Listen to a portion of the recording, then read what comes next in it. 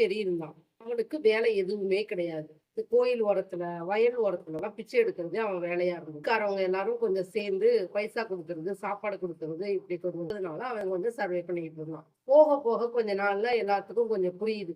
இவன் சோம்பேறி, கை கால்லாம் நல்லா தான் இருக்கு. இவன் வேலை செய்யக்கூடாதுன்னே உட்காந்து பிச்சை எடுக்குறான் அப்படின்னு சொல்லிட்டு. கொஞ்ச நாள் போக போக அவனுக்கு சாப்பாடு கிடைக்கிறது ரொம்ப கஷ்டமாயிடும். அவன் அந்த ஊர விட்டு வெளியே கிளம்ப ஆரம்பிச்சிடுறான். அவன் அப்படியே போயிட்டு இருக்கும்போது ஒரு காட்டு வழியில போறான். அப்ப அந்த இடத்துல ஒரு ஃபாக்ஸ் ஒண்ணு 2 காலும் இல்லாம உட்கார்ந்திருக்கு. இவன் அத பாக்குறான். எப்படி 2 காலும் இல்ல, ஆனா ரொம்ப ஸ்ட்ராங்கா இருக்கு. பார்க்க கொழுக்கு முழுக்குன்னு இருக்குது. இதுக்கு எப்படி சாப்பாடு கிடைக்கும் அப்படின்னு சொல்லிட்டு அத உன்னிப்பா கவனிக்கிறான். அந்த வழியா ஒரு சிங்கம் ஒண்ணு வருது. அது கரித்துண்டை எடுத்து சாப்பிட்டுட்டு வந்து அதுல ஒரு பீஸ தூக்கி போட்டுட்டு போயிடுது. அதை எடுத்து இந்த ஃபாக்ஸ் சாப்பிட்டுருது. பார்றா, நம்ம உட்கார்ந்த இடம் தான் சரியில்ல போல இருக்கு. நாம இங்க உட்கார்ந்தோம்னாக்க நம்ம சாப்பிட்டுக்கலாம் அப்படின்னு சொல்லிட்டு அந்த காட்டுலயே உட்கார்ந்துடுறான். காட்டு ஓரமா உட்கார்ந்துக்கிறான். அப்படியே நாளடைவுல உட்கார்ந்துட்டே இருக்கான். ஆள் நடமாட்டமே இல்ல. அப்புறம் எப்படி இவனுக்கு சாப்பாடு கிடைக்கும்? முட்டாளுக்கு இது தெரியல. போக போக ரொம்ப வீக் ஆகி மயக்கம் போட்டு கீழே விழுந்துடுறான். அந்த வழியா ஒரு குரு வராரு. அவரு கூட 4 சிஷ்யர் வராங்க. பார்த்துட்டு இவனை தூக்கிக்கிட்டு ஆசிரமத்துக்கு போயிடுறான். கொஞ்ச நாள்ல அவனுக்கு பழங்கள் அது இதெல்லாம் கொடுத்து அவனுக்கு கொஞ்சம் கண் முழிக்க வச்சிடுறாங்க. ஆள் கொஞ்சம் தெம்பாயிடுறான்.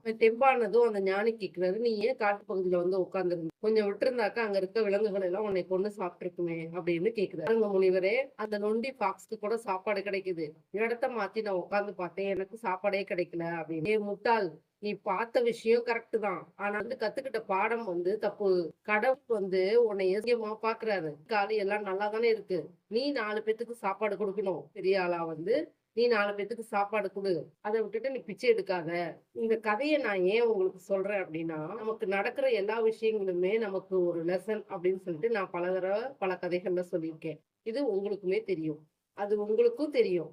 ஆனா, அது எந்த மாரி லெசன நமக்கு கத்துக்கிறோம் அப்படிங்கிறது ஒண்ணு இருக்கு. தப்பான லெசன நம்ம கத்துக்கிட்டோம்னா, அந்த ட்ரிகர் திரும்பி திரும்பி நடந்துகிட்டே தான் இருக்கும். எந்த மாரி லெசன நம்ம கத்துக்கிறோம் அப்படிங்கிறது ரொம்ப முக்கியம். தப்பான லெசன நம்ம கத்துக்கிட்டோம்னா, திருப்பி திருப்பி அந்த ட்ரிகர்ஸ் நடந்துகிட்டே தான் இருக்கும். சரியான புரிதலோட சரியான லெசன கத்துக்கணும்.